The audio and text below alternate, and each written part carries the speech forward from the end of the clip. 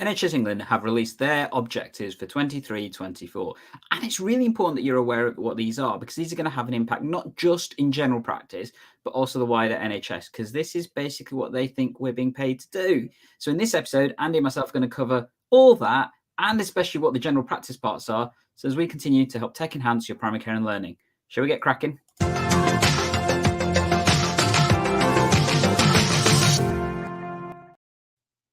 Hello, EGP learners, and welcome to this episode as Andy and I cover the NHS England objectives for 2023-2024 and their operational guidance. How are you doing there, Andy? Yeah, I'm good, thank you, Gandhi. Yeah, looking forward to this morning. Another one of our sort of document breakdown episodes, isn't it? Where we sort of unpick the documents, give people an introduction to the purpose, format, content, and hopefully reduce that kind of barrier or friction for people sort of picking up the document and taking a more detailed look themselves. So yeah, love these episodes and we're looking forward to going ahead. But how are you this morning? Ticking on as ever. It has been a while since we've done one of these episodes, and that's probably because there haven't been that many significant documents since, I guess the last one was probably the Health Select Committee report that came out, which we covered in great detail and actually has some relevance to this episode. So if people do want to check that out, we'll link that at the end of this one, as well as our coverage of the fuller report, which is also very briefly mentioned in this document. But yeah, it's going to be an interesting one, I think, because obviously this is what sets the operational guidance, as it's called, for the entire NHS for 2023-2024. So that's April onwards, and for the next financial year. And obviously, as we're winding down this financial year, that's going to be something that people start to focus on now. Obviously, things may change as ever. They always seem to change in the NHS, but we thought it was a really useful one to cover because it's got some really interesting stuff. And if people do want to jump in and join us, please let us know in the comments. So I can see we've got quite a few people joining us live. So definitely, comment as we go through this, because we do want to hear what you're all thinking. But yeah, shall we take a look at the document itself, Andy, and talk us through it? Yeah, if you want to pop the document up. So as always, it's worth just thinking about sort of who's published the document, what's the intended audience, and so forth, so we can understand the document within its context. So it's published by NHS England. There's a foreword by Amanda Pritchard, CEO of NHS England, and well, the intended audience is everybody, but I think particularly this is of relevance for people quite high up in NHS leadership, so people running ICBs, running NHS trusts, running GP federations, but also lots of relevance for people who are running primary care networks or even people sat in their GP surgeries, because this tells us what the government wants the leadership to focus on. So if you're sort of sat running your practice, at least you can plan your year and your objectives to be aligned with that of the local NHS leadership. So there isn't friction between what you're doing, and what they're doing. So that's the intended audience. Yeah, shall we talk about the structure of the document? Just give people a bit of an overview, Gandhi? Yep, go for it. Yeah, go for it. Good. So we've like a lot of these documents, so there's a foreword that just gives a bit of context, really. We'll talk about that in a little bit more detail. Then they just focus in on each of the priorities, again providing a bit more detail and context. The real sort of nuts and bolts of this document is this table, which spans about 1.5 pages, where it really outlines the priorities for the next year as the NHS leadership sees it, and breaks it down by different areas of the NHS. So you can see community, primary care, elective care, cancer, and so forth. And then the final, and what is probably the largest bit of the document, is the Annex, where they say that they outline evidence-based interventions that will help NHS organisations support the delivery of the objectives outlined in the document. So, if you wanted a quick look, really just drilling down, focusing on the primary care objectives and then looking at the primary care suggestions in the Annex would be the quickest way to kind of get something from the document. But I think we're going to go through in a little bit more detail. Yeah, anything else, Gandhi, to say about the intended kind of purpose or audience for this document? No, like you say, I think it is very much more one for those kind of the commissioner kind of responsibility people, so the ICBs and that kind of realm. But I think it is important that general practice is aware of some parts of this, because this is basically what you're going to be asked to do. So it's really important that we will focus on the general practice parts as well. But shall we cover the foreword first, because it is from Amanda Pritchard herself, isn't it? Yeah. So I guess the other audience that we often highlight with these documents is the general public and the general media. And it's interesting that this hasn't really been jumped upon by the general public Mm. or general mainstream media. And I think that's because it doesn't really say anything that's particularly contentious. Yeah. Some might say it doesn't say anything that's particularly new, actually, and then maybe that's why it's not not been of that much interest. So yeah, so just looking through the foreword. So this is by Amanda Pritchard, the NHS Chief Executive Officer. It's just really just setting out the context. We have backlogs. We have been dealing with COVID-19. Thank you very much for those working within the service for doing those things. 2-year wait for elective care. That's 24 months. That's in many cases. Yeah. It just highlights how bad the situation has got, I guess. They highlight these 3 tasks over the coming year. So 3 overarching areas of priority, which are recover our core services and productivity. And as we recover these, then make progress towards the NHS long-term plan. So that's a previous document that we've covered before on the channel, and then continue the transformation of the NHS for the future. So those are the 3 areas, really. And Amanda looks forward to continuing working with us and supporting us over the year ahead to deliver the highest possible quality of care for patients and the best possible value for taxpayers. And that's forward, essentially. Did you have any reaction to that, Gandhi? No, I mean, like you say, it sets out basically a lot of the stuff we already know from various other documents and plans and everything else. And definitely sets the scene for some of the challenges that the NHS have been through. Probably doesn't speak as much to the kind of acute stuff that many of us have felt probably in the past couple of weeks and things, because it has been exceptionally difficult recently. And there's words like unprecedented and all that kind of stuff being bandied around, although many of us kind of anticipated this was going to be the case. But yeah, it focuses very much on what they want to look at for the following year, which I think is the key thing, isn't it?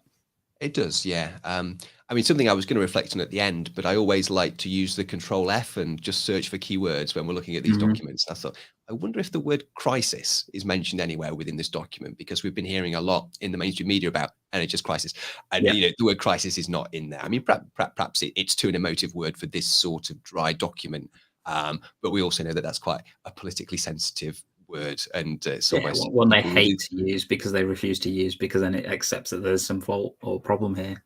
Yeah. So you never find NHS England or government spokespeople using the C word, the crisis word. So the next section provides a bit more context to the priorities, essentially. For those people who work within the NHS, none of this is surprising. But for example, where they talk about improving outcomes in A&E, they provide a bit of context about patient flow, so that those people understanding the document can understand how people move out of the hospital and into social care, beds and settings, in order to make space for people to move into the hospital from A&E. So it just provides that sort of context to talking about making sure we're using theatres effectively and so forth. So providing context to the main objectives, which are recovering our core services and productivity, delivering the NHS long-term plan, and it just revisits some of those elements of the plan. And then it talks about local empowerment and accountability, which I think is the 3rd priority in the areas that Amanda had outlined. Jumping around, this was more called continuing transforming the NHS for the future. So I guess a key element of that is local empowerment. They talk about further empowering ICSs or ICBs to be the people who are making local decisions about the delivery of these objectives, which is the general trend that we've seen in the other documents. Funding assumptions. I don't know if you could determine whether there was any new funding here, Gandhi. It didn't look to me like... Not really, no. I mean, they talk about this 3.3 billion extra that was given, but I think that's old money, if I remember rightly. Yeah, I mean, they do say this was from the autumn statement, and then previous ICB capital allocations are going to be topped up. But I think these are agreed budgets from before as well. So I'm not... people correct us if you're wrong, if there's anyone watching from NHS England. Please, I think if we're making mistakes, and I think other people will also be taking that assumption as well. So, if we have got it wrong, please let us know. But we struggled to find where the new money was coming in from. Absolutely. And then next steps, ICBs are going to work with system partners to deliver the plans, essentially. So that's the forward. And so really that those elements are just providing context really for what is the main bit of the document, which is the National NHS Priorities table, essentially. So yeah. So before we go into that, Gandhi, any other reflections on the context and people out there as well? Please do interact with us this morning. Yeah. We can bring comments onto screen, and we can see there are a number of people watching, so we really like interacting with you guys. No, I think very much like you say, it sets the tone for what is basically this section, which covers all the actual objectives and stuff that they want us to look at and things. So I think probably worth we just crack on with that.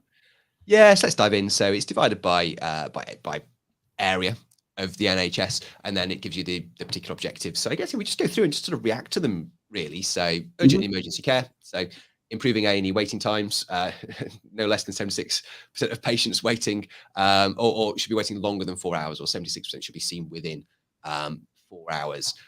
Improving on the current situation. I mean, these all sound very, very noble. I guess it's how achievable these things are. Well, it's interesting. It says 76%. I remember the previous targets for A&E wait times used to be something like 95%. Yeah. So this is a significant reduction that's come into play, and I think that's possibly a nod to the fact that that's how challenged the system is. So they've even changed the goalposts in a sense to make sure that it's possibly achievable. But surely that says something about the situation that we're in. Yeah, I mean, the standards have been lowered, haven't they? Yeah. Essentially, and there was a target that the NHS was routinely missing, and that target was dropped, and that's an interesting way of dealing with that problem, isn't it? They talk about improving Category 2 ambulance response times to an average of 30 minutes, and reducing bed occupancy to below 92%. So it's interesting that's in the urgent care section, but I think that's identified as something that really affects that the ability to accept patients into a hospital from an A&E department, which affects the ability of the A&E department to accept patients from ambulance crews.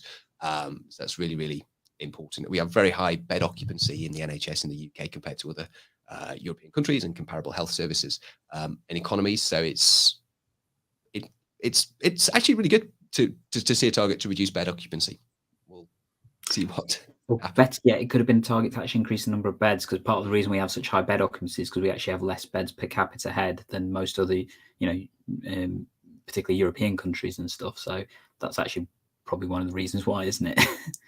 Yeah, I think it is. And we probably have more friction moving people out to to community care settings at the other end of their hospital journey as well. It'll be interesting to see if an increase in number of hospital beds is one of the suggested evidence-based solutions, because I think the evidence is there that would help with this problem, although it's expensive. So I wonder if it's suggested. So community health services. So this has some interaction with general practices, and in fact, many of these sections which lie outside of that primary care domain will interact with general practice and affect the work that we are doing and our workloads.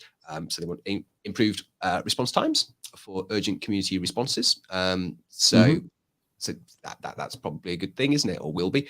And reduce unnecessary GP appointments and improve patient experience by streamlining direct access and setting up local pathways for direct referrals. So what was your impression that they were driving at here, Ganley, that they were wanting? Well, I guess there are various referrals that sometimes seem to still be stagnated by going through general practice first, when actually our involvement is fairly minimal. It is effectively just to process the referral because of budgeting issues and stuff, which it seems ludicrous at times. I mean, the one that constantly frustrates me is when an optician says that this patient needs to be seen by an ophthalmologist. It's exceptionally rare that I'll turn around and say no. In fact, the only time I think I've ever said no is when a patient was already under the ophthalmologist. So I was like, well, they just need to contact the ophthalmologist. They don't need a referral. The patient just needs to contact them, and they'll see them from there and arrange the next planned appointment.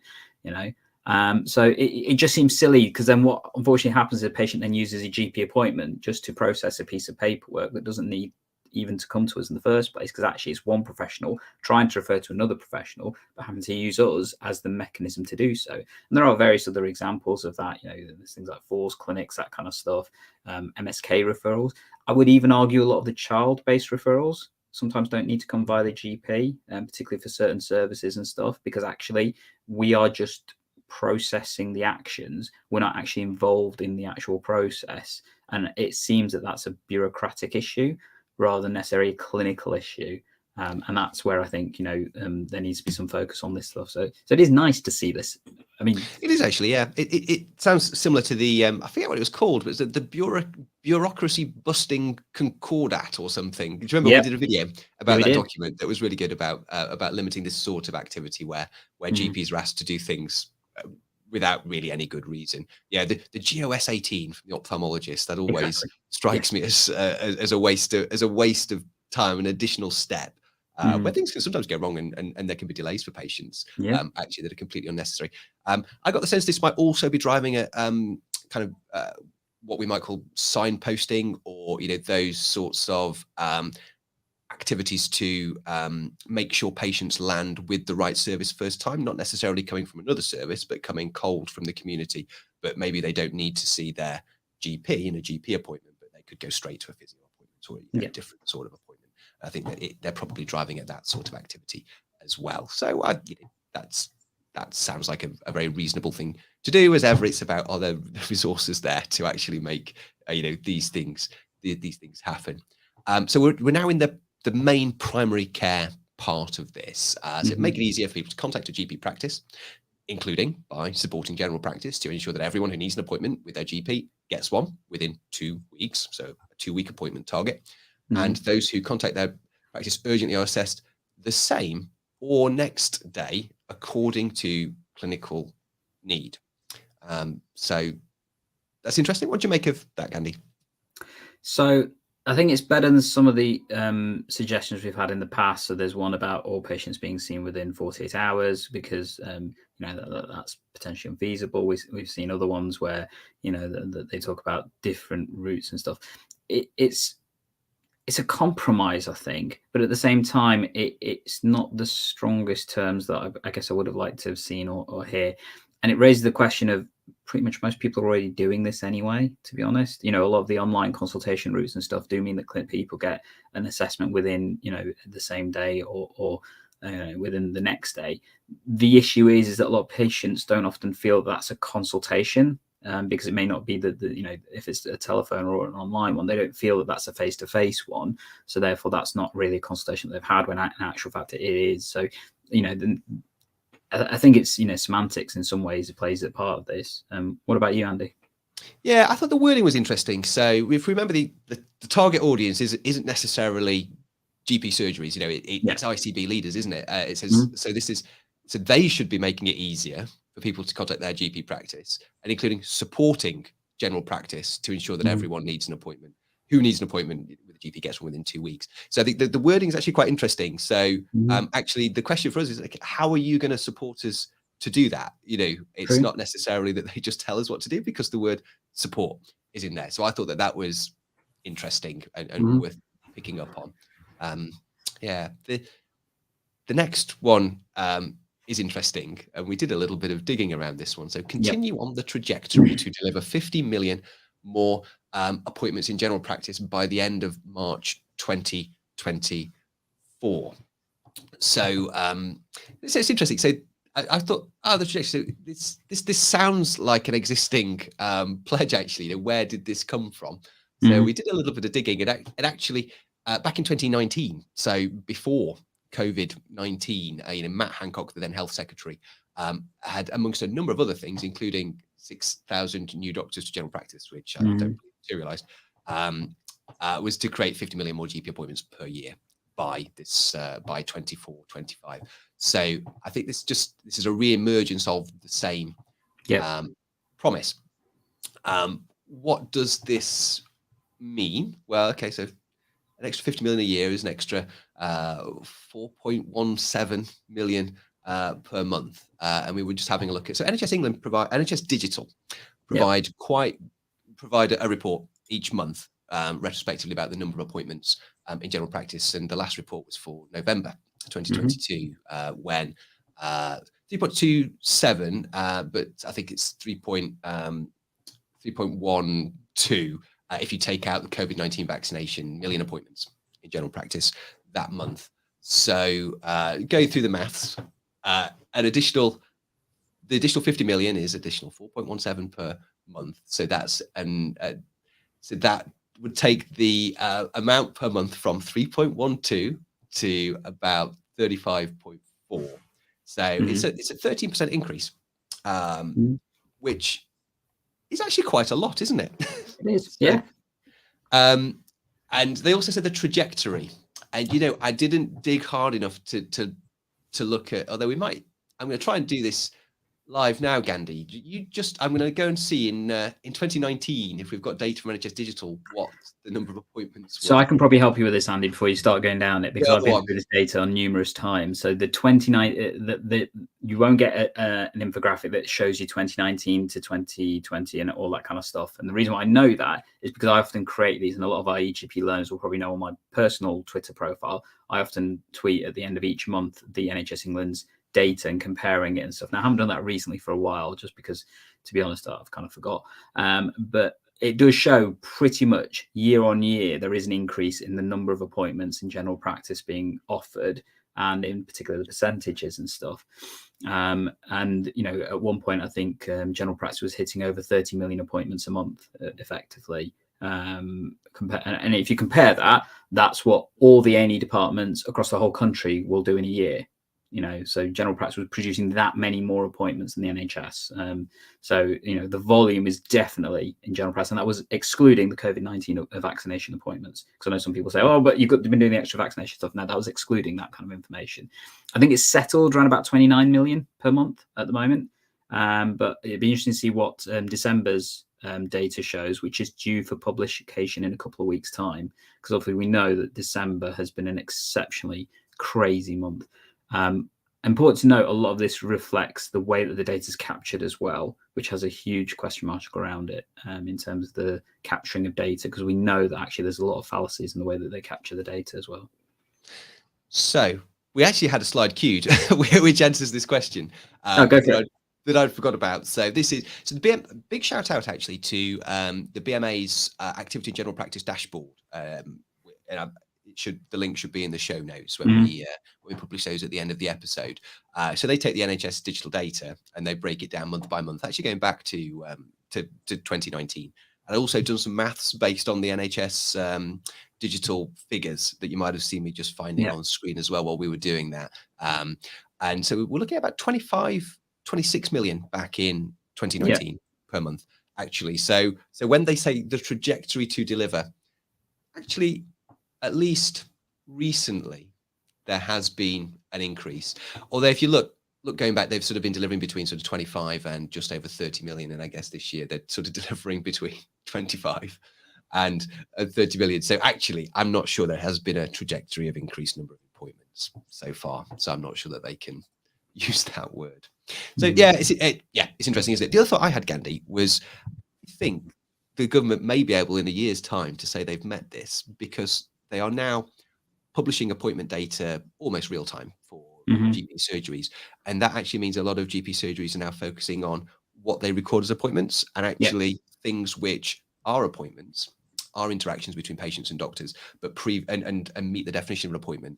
But previously were not captured, are now being captured and counted. So actually there's probably going to be an exercise in just counting things that were always happening, but actually counting them now, and that will probably give the impression that target's been met and that additional appointments have been delivered. And I guess that's what I alluded to in terms of the fallacies of the data, that actually a lot of the extra appointments provided is not actually necessarily going to be extra. It's what's now counting what we were doing before, but we're just counting it better in a way that now NHS England in particular will say, actually that counts and stuff.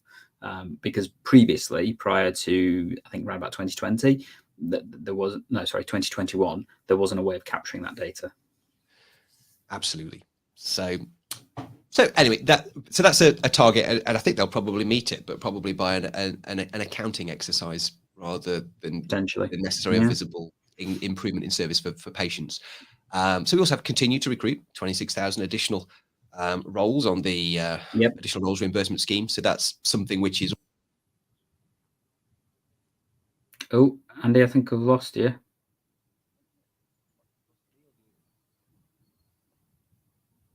Apologies, Andy, I can't hear you. Please tell us if you can hear Andy, because unfortunately I can't. Just checking that. I'm not quite sure what's happened there, Andy.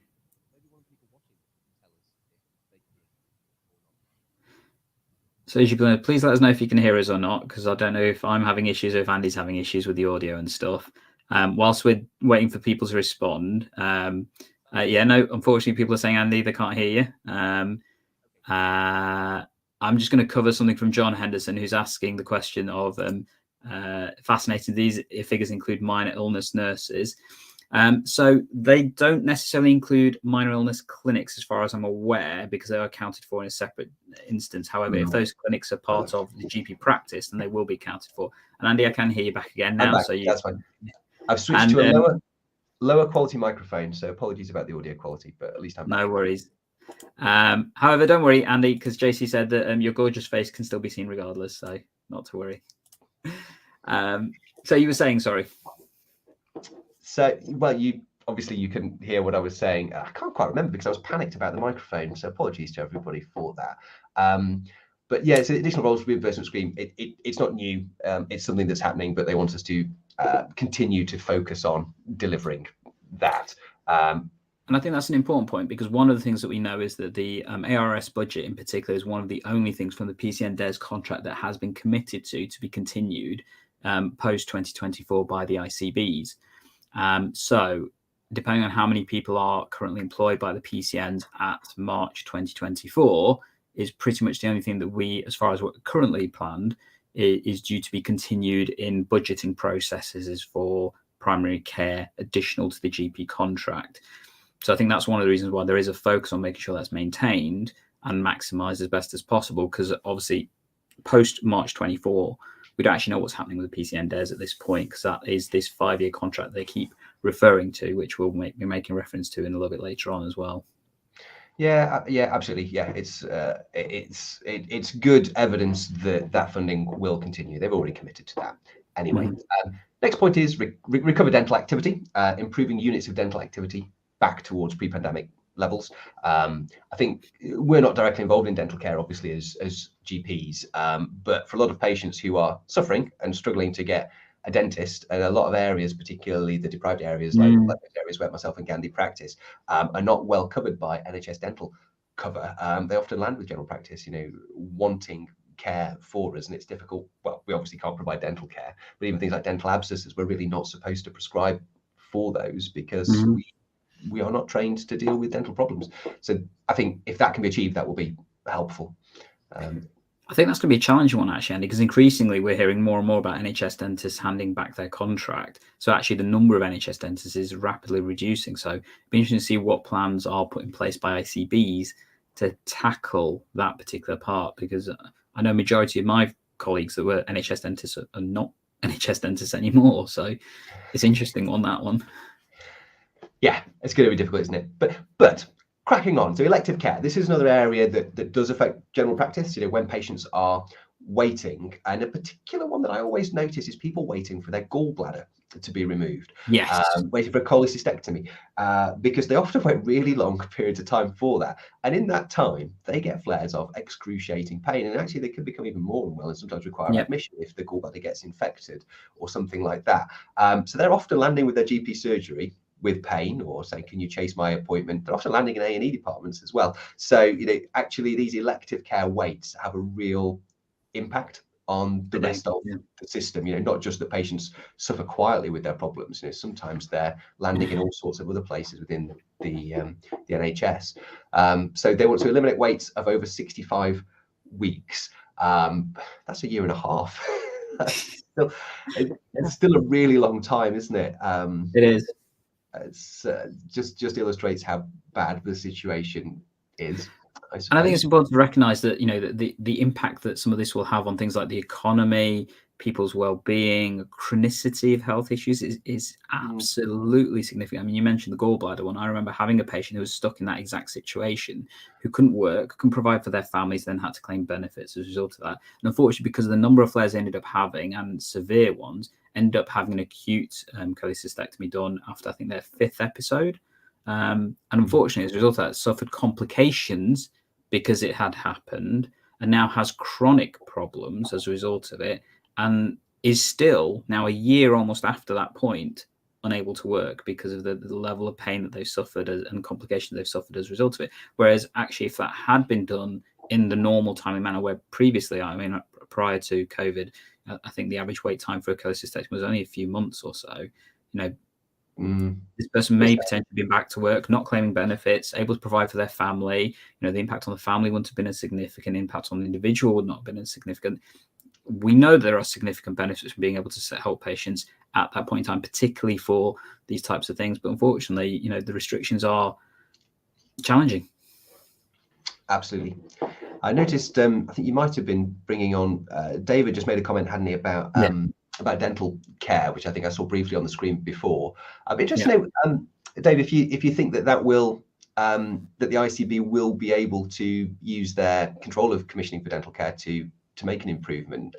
You may not be in a position to have an opinion, but that would be really interesting to know if you think that they've got the ability to deliver this target or to change things for dental care.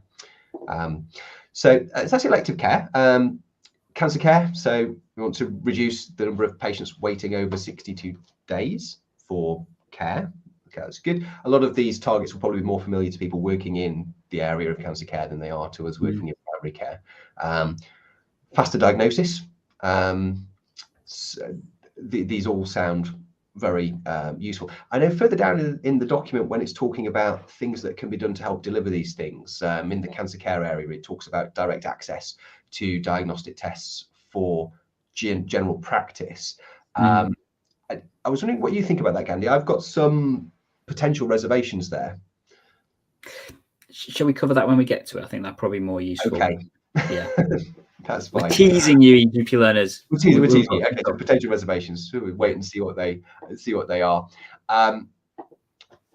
Increase the percentage of cancers diagnosed at earlier stages to within 75% of the early diagnosis ambition by 2028. I say people often this requires a little bit of digging to other documents, and other targets there. Diagnostics, increase the percentage of patients that receive a diagnostic test within 6 weeks, in line with the previous ambitions. So I guess that's I wonder quite how wide you throw that, and whether that includes some of the MRI diagnostics that we request from general practice, because that takes a particularly long time. Although having said that, Andy, currently the wait time for an X-ray in primary care can be up to 8 to 10 weeks at least. So, absolutely a reduction in some of those times will be sensible. But you're right, it would be interesting to see whether they include some of the more complex direct imaging, like MRI spines, MRI knees, which, again, can be quality of life altering, depending on when they happen and stuff. It's interesting, and occasionally sometimes I'm increasingly getting a response from the department. So you shouldn't be requesting this from general practice. This needs to be requested from secondary care, and you do sometimes wonder if that's a way of controlling these sorts of wait times, to say, no, this wasn't requested because it was, it wasn't indicated. Often I think it's debatable whether they are indicated actually on the pathway that we refer on. But anyway, maybe we're getting a little bit too specific there. So deliver diagnostic activity levels to support plans to address elective and cancer backlogs. So that's great. Maternity is an area where they want to make improvements. Talking about towards national safety ambitions, reducing stillbirths, neonatal mortalities. So these are all obviously very good targets and areas for those services to focus on. Increase fill rates against funded establishment for maternity staff. I think that's alluding to some staff vacancy problems. that must be very specific within that service for that to appear within this document. Use of resources. Oh, go on. I was going to say, well, I mean, that reflects, I think, across the board some of the challenges we've got with staffing anyway. I mean, even Dave mentioned that. I think when we asked him about the dental stuff, he mentioned hopefully, but staff is obviously a concern. I think that's quite right, because we know that staffing across the board is a genuine concern in terms of how we maintain the staffing levels or even increase them. I know you were going to talk about the use of resources. I think, although we haven't highlighted this one, I think this is probably one of the most key ones, because it talks about a balanced net system financial position for 2023-24. And although that's only like about 7 words, that's probably the most significant part, because it basically indicates that they won't accept a financial loss, which we know the majority of ICBs are projecting a financial loss for this financial year. So that gives them a year to turn around the financial situation of the NHS, which is not a lot of time, to be honest. No, absolutely. And I guess it's an objective, it's an aim.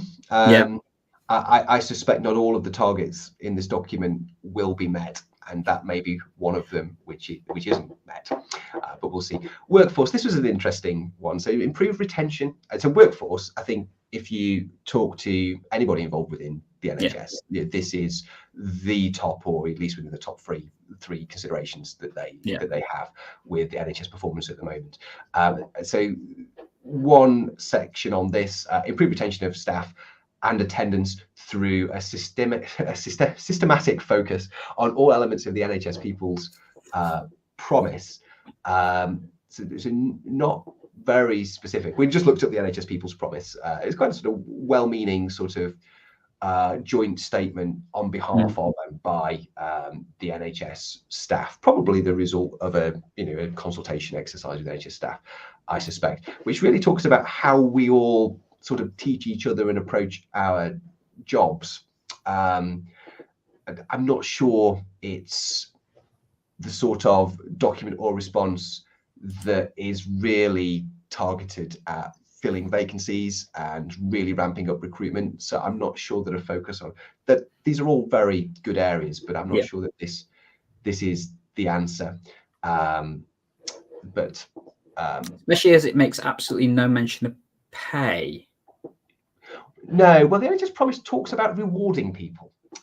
We are recognised and rewarded, it says, although it doesn't say financially. But yeah, they've sidestepped a few things here, or a few things are not included. And I guess they would say that actually pay is part of a separate conversation that's happening between unions and professional bodies and NHS England.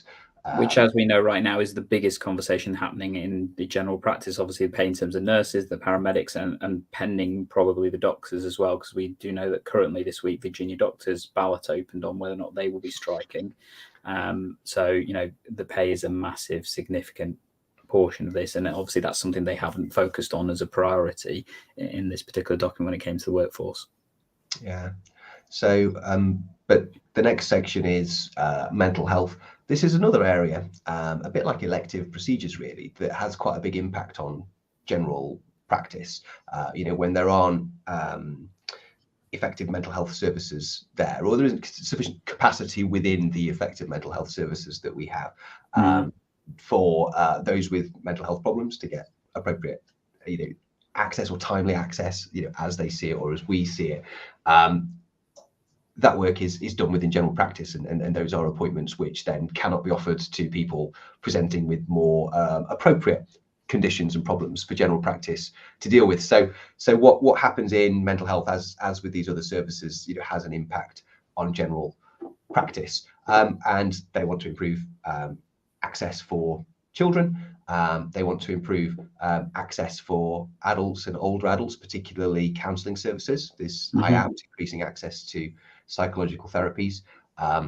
They want to achieve a 5% year-on-year increase in the number of adults and older people supported by community mental health services. That expanding that service would be really, really welcome. Work towards eliminating inappropriate adult acute out-of-area placements. So again, this must be a specific problem within the service. And I know I've got colleagues actually work in mental health, and actually finding a mental health bed for somebody who needs it really, really difficult, because there are not enough beds, as there aren't in many areas of the NHS, and often people need to be placed in a different part of the country, which is really difficult for them, difficult for their families, disconnects them from the people who've made the initial assessments. So obviously reducing that is helpful. It looks like the dementia diagnosis rate must have dropped through COVID, and they want to restore that to this figure. It's unclear quite where that figure's come from. That may be within the annexes, and improve access to perinatal mental health services. So actually quite a lot of ambitions within mental health there. And I think quite rightly, because we know that mental health has a huge impact, not only just on society's health, but obviously on physical health as well, that actually your mental health determines a lot of that aspects. And we know that mental health has been a real challenge for many people, particularly over COVID and coming out of whatever COVID was and stuff and things. So, and we know in general practice, obviously mental health has a huge bearing on the types and volume of patients we see. So having available resources to help people can absolutely help the general health of the population and stuff. So positive to see some increases. I don't think it's enough. I think those numbers should have been considerably higher, but then I appreciate the resources are lacking in some ways. So obviously local LMHT services and stuff, we know that they are significantly strained. So trying to increase their capacity, whilst absolutely needs to happen, it is just as much as a challenge as improving the capacity within general practice. Absolutely. And then just going to the last few areas here, actually, there's areas specifically for people with learning disabilities and autistic people. And this is a focus really for general practice, I think, on ensuring that 75% of those people receive their annual learning disability health checks, which it's been a focus for for multiple years, actually. Obviously, more challenging during COVID when people were not coming face to face to complete that. So I guess it's a restoration of that activity. That sounds really, really positive. And I'm just reading through the next bit actually here, Gabby. So just to understand, I think this is an autistic. This is with regards to autistic spectrum people. Let's read it out. Reduce reliance on inpatient care while improving the quality of inpatient care, so that by March 2024, no more than 30 adults with a learning disability and or who are autistic per million adults, and no more than 12 to 15 under 18s with a learning disability and or autistic spectrum per million people under 18 are cared for in an inpatient unit. So I think that's about moving patients with learning disabilities out of inpatient care towards community care, because I guess, and quite rightly, it does potentially improve their quality of life and their level of care, because trying to avoid institutionalization, I guess, is an aspect of that. So yeah, can definitely have some benefits.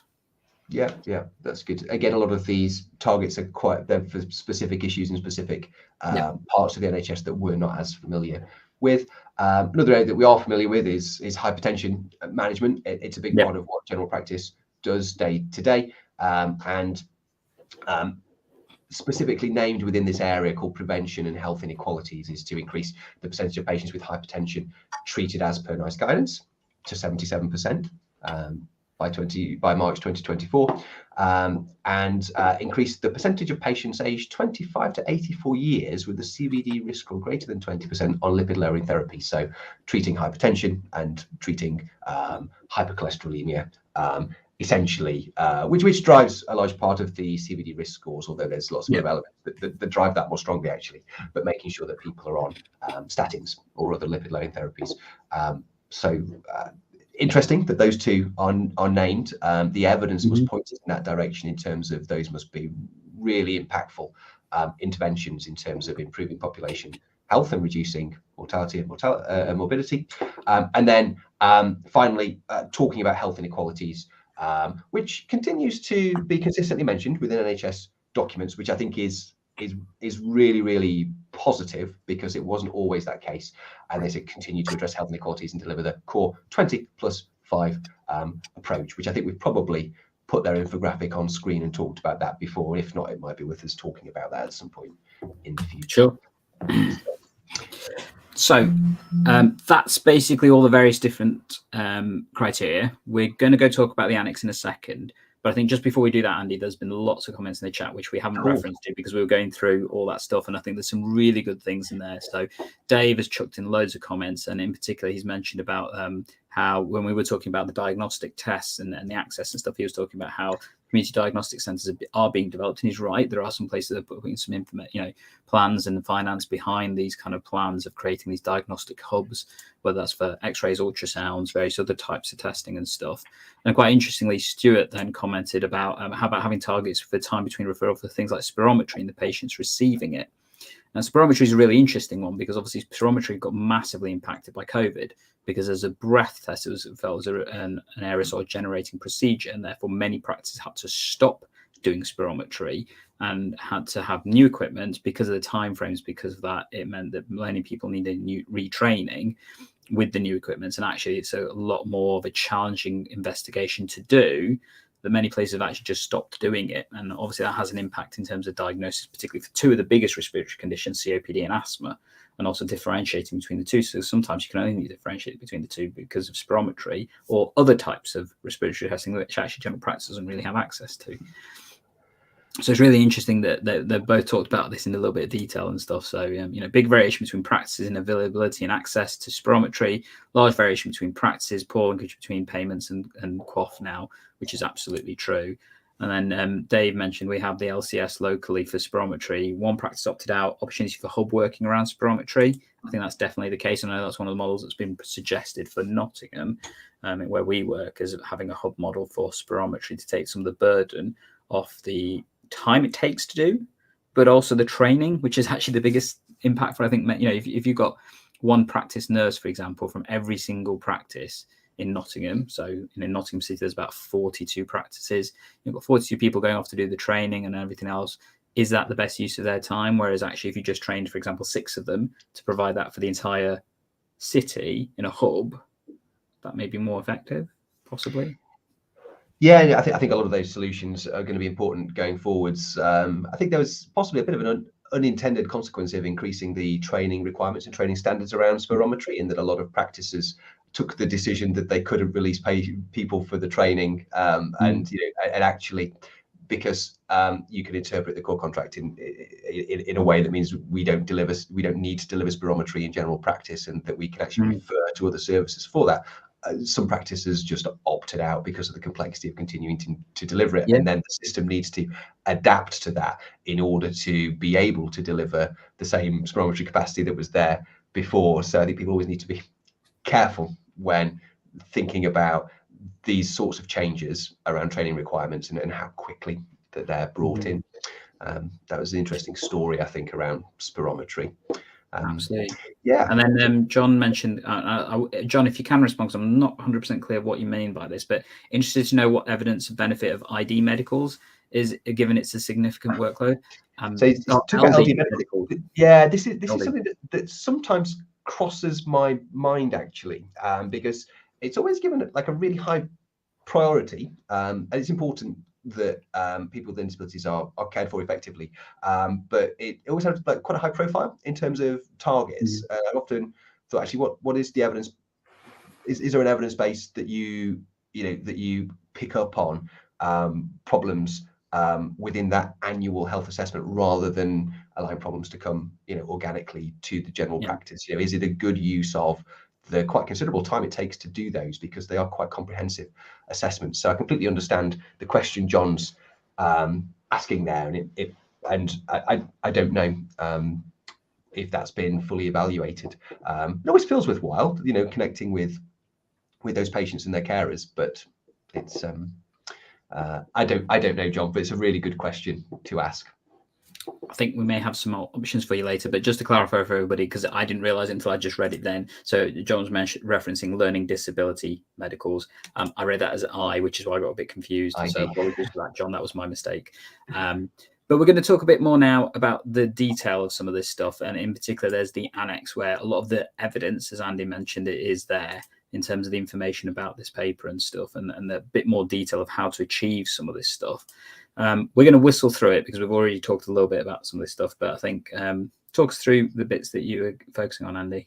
Yeah, and I think what we will do, so this is actually more than half of the whole document, so we're not going to go through each of the areas. We will focus on the primary care areas and where suggestions are made around how primary care might meet the objectives set for it within this document. We might also just reflect on some of the other areas where they might have an effect on general practice. So it basically takes that table and section by section, it talks about how those objectives might be supported by ICBs, essentially. So they talk about urgent and emergency care. They talk about community health services. So this is where we'd identified they were talking about reducing the referral burden on general practice by either signposting activity or removing general practice from the flow of patients or information that results in referrals from one part of the NHS to the other, where NHS just by happenstance seems to be positioned in the middle sometimes for no good reason. So I thought that was. So we thought that was interesting, worth reflecting on. We may have reflected on that sufficiently earlier, Gandhi. Do you have anything additional to say? And I'm going to come to this in the reflections. I think this is possibly an action that many practices and people watching or listening to this stream possibly need to take, but we'll come to that at the end when we get to the reflection section. Cool. So let's dive into to primary care, really. So key actions, ensure people can more easily contact their GP practice. By phone, NHS app, NHS 111 or online. I know people increasingly able to get an appointment with their GP through NHS 111.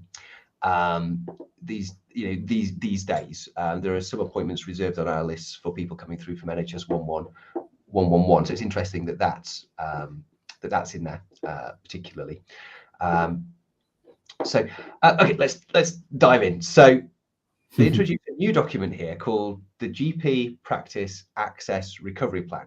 This will be coming later in the year, and it'll be interesting to see what's in that, Gandhi. It almost sounds a little bit ominous, doesn't it? It does. Just because GP access has often become a stick to beat general practice with. So I guess as GPs, that just makes us maybe makes the hair bristle up on the back of our necks a little bit. But if that provides maybe some new funding to facilitate improvements, and if it provides some good evidence-based suggestions, then I think that will be really, really welcome. I suppose the overall reflection on this section for me, Gandhi, is it's actually a little bit light in terms of actually giving us any evidence-based interventions to achieve the objectives, which is the purpose of the Annex. And I do wonder if we're expected to wait for this document that's coming in the future. They also talk about, so that's about access. They also talk about continuity, actually, and there's kind of one mention of the fuller stock take here. We covered that in a previous video. Really good document. They talk about including, so deliver the vision outlined in the fuller stock take, including continuity of care for those who need it. Often difficult to balance access with continuity, and that's one of the big questions, isn't it, in general practice? Any thoughts about the upcoming access recovery plan or continuity, Gandhi? So I think this is a swipe at the Health Select Committee, to be honest. If I'm being explain. Cynical, very much so, because a couple of things to people maybe not aware of. Obviously, the fuller stock take when it came out was considered to be one of the most pivotal health policy documents, even though it wasn't a policy document that many people were focusing on, particularly in the ICBs. And then shortly after came the Health Select Committee report on primary general practice, which focused massively on continuity of care. Many within the profession have felt that was probably a more thorough document of the state of general practice and the changes that needed to happen in order to make general practice, in particular, more functional. One of the key things that government should normally do is respond to Health Select Committee reports within 8 weeks of the publications. And Theresa Kofi, when she was Health Secretary, categorically said that they would not do that. They felt they didn't have time. And obviously now, since Steve Baker's taken over, there's been absolutely no response to that particular document. So the question is the GP access report that we are now waiting to hear, which is due for publication at some point in the next month or so, still no date has been set, be a response document to both a combination of the fuller stock take, which, as Andy mentioned, this is the only mention of the fuller stock take in the entire document for the operational guidance for 23-2024. And it mentions continuity of care. It doesn't actually mention the Health Select Committee report, which was absolutely focused on continuity of care. So they haven't even named the Health Select Committee report in this document, even though it is felt by many to be a more pivotal document, a policy guide. It is a policy guidance document because it's instructing the government to respond on that to create a policy. So for me, if I'm being an absolute cynic, trying to stir a pot a little bit and stuff, I think they're going to respond, but with a view of not intentionally responding to those two key documents with whatever the government has decided is going to be the new access, version and stuff. So I do think actually everyone in general practice probably will need to know what that report says, because that's going to be the thing that's going to determine what we're doing for the next financial year. So potentially a bit of a snub. You know, Gary, that's a really good point you make, actually, because this General Practice Access Recovery Plan will be the first document that will have had a significant portion of its time in creation spent post Health Select Committee report. So really, I think there's an expectation that it will, if not answer directly, at least take into consideration many of the points made in the Health Select Committee report. So that really is a document to watch. That's a really, really good observation. So just leading us out of this section is what's the support for delivering the primary care objectives? And I'm not sure there's anything new here, and correct me if other people interpret this differently, but it's supported by funding for general practice as part of the 5-year GP contract. Okay, well that already exists, and that's going to be renegotiated into 24-25. So that's up for renegotiation, and actually the uplifts are quite modest. I think it's probably roughly 3% a year, which is nowhere near inflation. So that's not sufficient in my eyes. Funding for the ARRS staff, which was part of the primary care network contract, which started in 2019 and continues to increase year on year in terms of the funding available for those staff, provided you can find them to recruit, because the workforce constraints mean they're not necessarily there to recruit in those numbers. That's and not, unfortunately that their increases are less than those experienced by those staff working in hospitals on Agenda for Change as well. Okay, good point. And then it talks about some ICB primary medical allocation uplifts and funding, which again is not my area of expertise, but I'm not convinced that this is new funding either. So that's interesting. And then they talk about data on general practice appointments is being published. So yeah, but that's something that was already happening. And it'll be interesting to see what the effect of that is. I think it'll mean that we'll just count things that were already happening, but they will be counted, and we'll see the figures increase. But people's perception of the service level might not match those figures. Interesting, yeah. And do you feel that that's enough, Gandhi, or? No, long and short of it, there doesn't appear to be any additional funding coming to general practice to provide any of this workload and stuff, even though that it's clear that these are the objectives that NHS England are being asked to focus on and stuff. And I think, JC's put a really interesting comment there. So wasn't it Sunak suggested we need better maths? Shouldn't the maths start with them? It kind of reflects that, if they're not providing additional funding, how they're expecting more work to be done. Yeah, absolutely. I agree, JC. Good point. So that's the extent of the sort of suggested evidence-based interventions to support primary care in meeting its objectives. This is a long episode, so we're not going to go into detail in the other areas. I picked out the cancer screening, bits. So in terms of diagnostics, there is a suggestion to increase GP direct access to cancer screening, diagnostics and investigations, which I think sounds very good, and I think a lot of us would welcome that at face value. And as Dave was saying, diagnostic centres are being planned to be put into place. The worry I have is that currently, when we refer for some of these diagnostics to secondary care, often part of 2-week wait cancer referral processes, we're not just referring for the test, but we're sort of referring for the interpretation of the test, which we're not always well placed to do. We're not experts in interpreting these tests, and actually where these tests, or were they to come directly to us, I'm not sure that we could interpret them. So actually you still probably need the specialists in the loop to make sure that the information we get back is actionable by us. And actually also we're actually after a bit more management around that patient. Mhm. and consideration of them holistically rather than just the test result. And actually, if where in the past we were able to refer and get those things from secondary care, but there's an expectation that we request the test and interpret it, and manage the patient, and actually that might represent an unfunded transfer of care from secondary to primary care. So I think we need to be careful about how those pathways are designed and what we agree to in general practice, essentially. But what do you share those fears, Gandhi, or is that me being paranoid? No, I think it's a valid point to raise that obviously, already general practice holds a lot, and particularly with the shift of moving towards advice and guidance for general practice for secondary care. We're seeing this already, that general practice is being asked to case hold even more than what it currently used to, because actually clinicians in the secondary care won't be able to see as much in their outpatients clinic. So therefore we hold more of that stuff in general practice, but actually a lot of that isn't funded in many areas. It's more additional work for general practice, which then leads into the capacity of general practice, which then feeds the capacity problem that we often hear about on a repeated basis, particularly in right-wing media and stuff. So I think, it's a valid concern. I think the other part as well is that, increasingly we are seeing many of these pathways very much, there is no bowel cancer discharge, and then nothing else happens after that point. And you're like, well, actually, I refer this patient because they had significant weight loss and they were having bleeding and stuff like that. We still don't know what's causing that.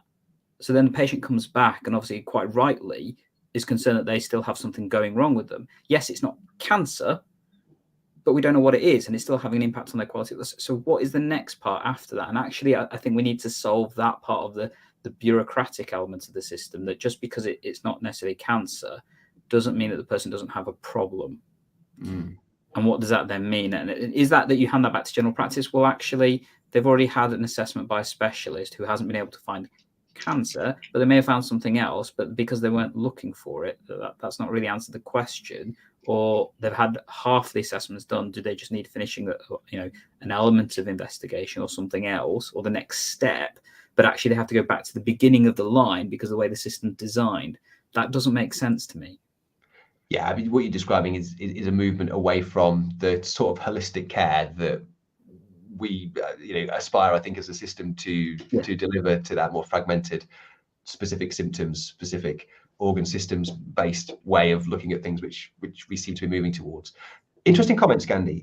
So Dave has provided a bit more information about what they're planning around their diagnostic centre. It sounds like they're looking at more of a symptom-based approach, and it sounds like that system would need as kind of a clinician in the loop at that centre, or reviewing the results, which sounds really, really sensible, particularly if secondary care colleagues are involved in the implementation, design, or in staffing potentially of that. And Nalani Fish is answering some of our questions that we were asking around LD reviews. She's saying that there is evidence from a report that she names there, so we can look that up on the the leader report. Which does actually provide evidence that they are effective at reducing mortality and morbidity within the learning disability population. So thanks for those comments. I think essentially we can end it there with the report. I think if particular areas of interest to people, then people can dig in and look further into the annex and look at what is suggested for those specific areas, essentially. So what are your overall reflections, Gandhi, on this priority document? Well, some people will say, why do I need to know what NHS England's priorities are? Well, the important thing is that NHS England are effectively the people who purchase care. Now, some of that has been delegated to the ICBs in the sense that they will now be controlling that from April, as Dave mentioned, and obviously that's been the plan originally.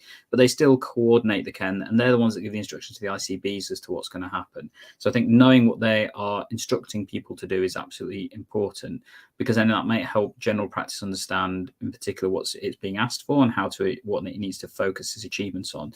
We heard a few things there, and I guess if you're looking at my reflections, there's basically three things I would ask all general practices to now start considering to do. I'm not going to talk about access, because that's probably all going to change when the general access report comes out and stuff. But one is what Nalini mentioned about LD health access, health checks and stuff.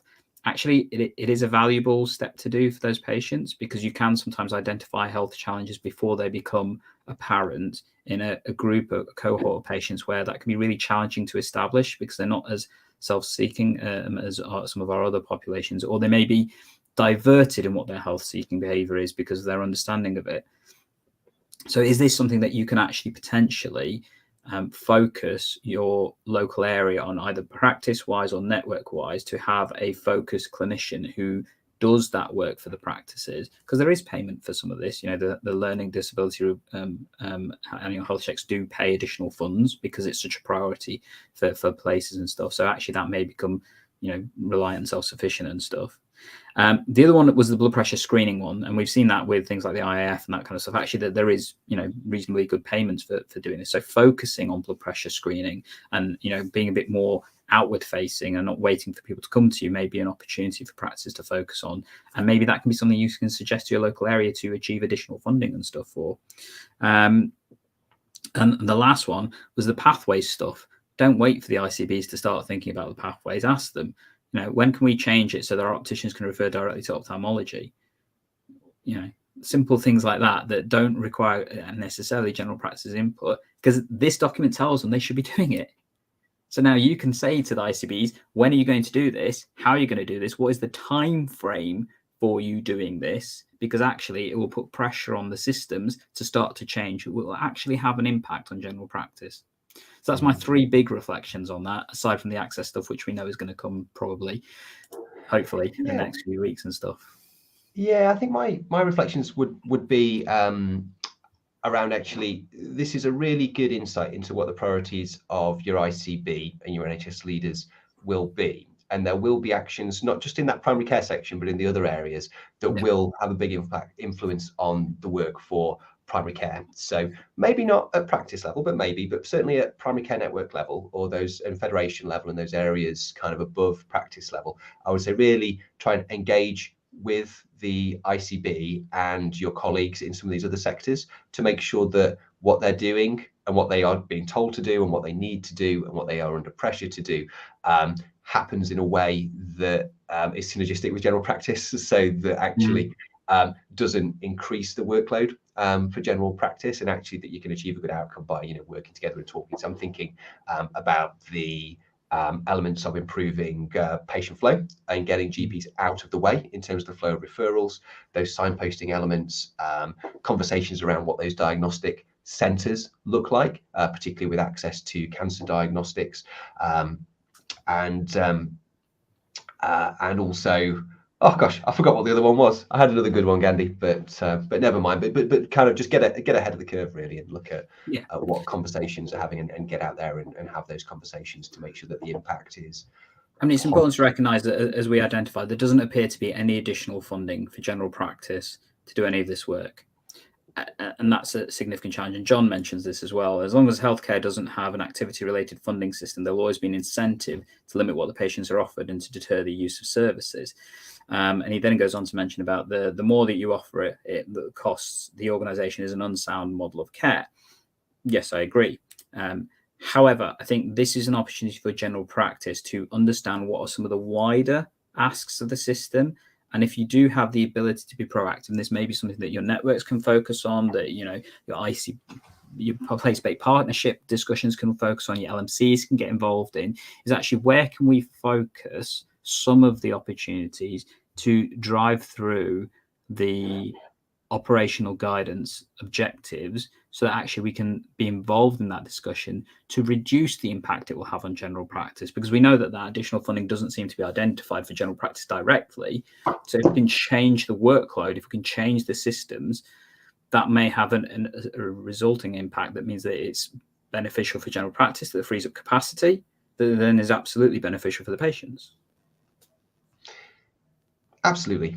And that may be a reasonable place to begin to draw potentially one of our longest episodes to a close. Although there are quite a lot of people watching, a lot of people staying with us to the end. So thank you very much if you've been with us for the whole journey, and quite lively comments as well. So thank you very, very much for participating and commenting. That it's been a really fantastic episode. So And I guess the question of what's next. Well, we did mention earlier that you may want to check out some of our earlier content about the fuller stock take and the Health Select Committee report, and that's probably going to be coming up right about here, right now, and stuff. Alternately, join us next week as we're talking about how to find out information and how me and Andy do that and stuff in terms of finding out information. We've got some really interesting content coming over the next few weeks, and I definitely guarantee you that the general access report will be covered on this channel. So make sure you join us for that. And if it's already out, you've probably seen that one coming about here right now. And as always, continue to tech enhance your primary care and learning. And join us next time because we're here to try and help you. Catch you then.